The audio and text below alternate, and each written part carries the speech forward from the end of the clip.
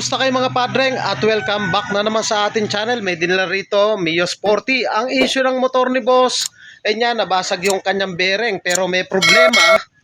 Ito, natanggal natin yung kabila, naiwan yung bahay. Ngayon kung mapapansin nyo rito sa part na to, hindi mo siya basa-basa mapupukpok.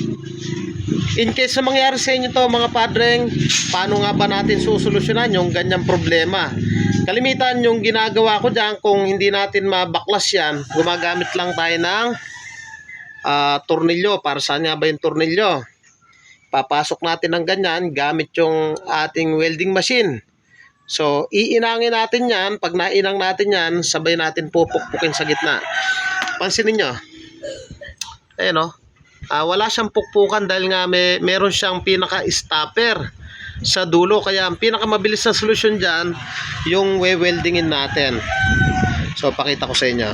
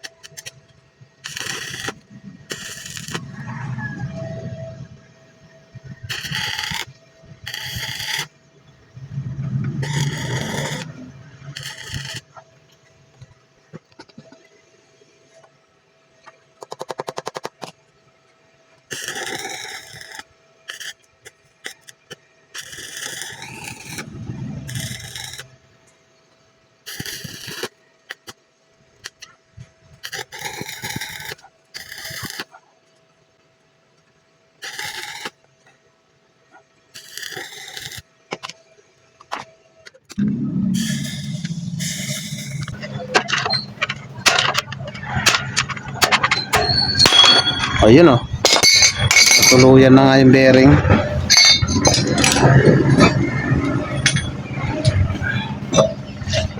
So ayan yung bearing. Ganun lang. Kahit hindi kayo marunong mag-welding, tsaga-tsaga lang lalabas din. So natanggal na natin. Tuturo ko sa inyo paano magpalit ng bearing. So hindi basta-basta binabalik lang yan. Dapat yan riniripak natin yung kanyang bearing. Sa pagkakabit ng bearing, para magtagal siya mga padreng, dapat, sabi kasi nila may grasa na yan sa loob, pero dapat riniripak pa rin natin. Pakita ko sa inyo. Tanggalin lang natin to, yung kulay black na yan. Pansinin nyo, may grasa nga yan, pero hindi sapat.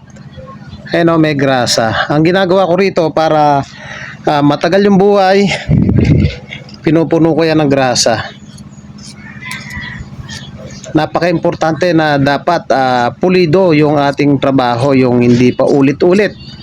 So kagaya niyan, hindi basta lang kinakasa, punuin natin ng grasa ang kabilaan. Kasi yan ang buhay ng ating mga bearing.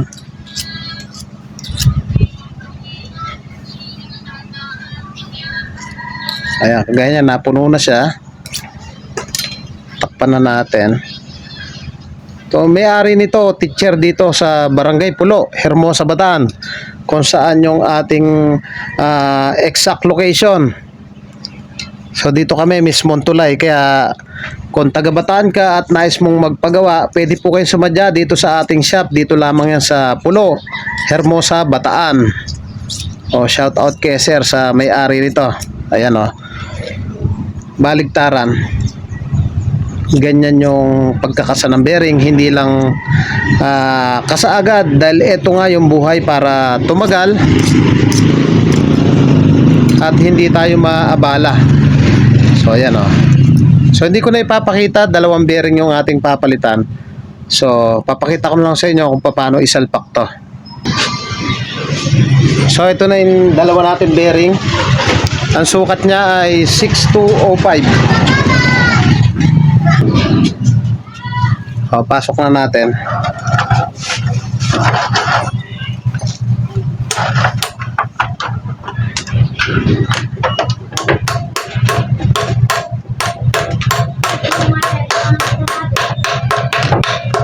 O, may stopper naman yan. Dito sa kabila.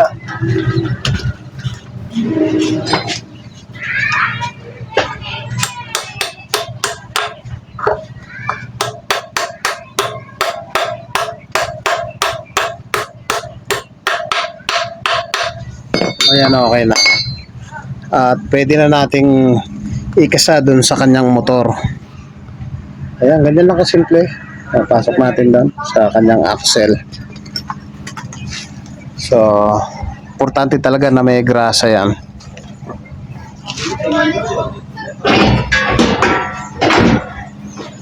Ayan na. Okay na yung motor ni boss.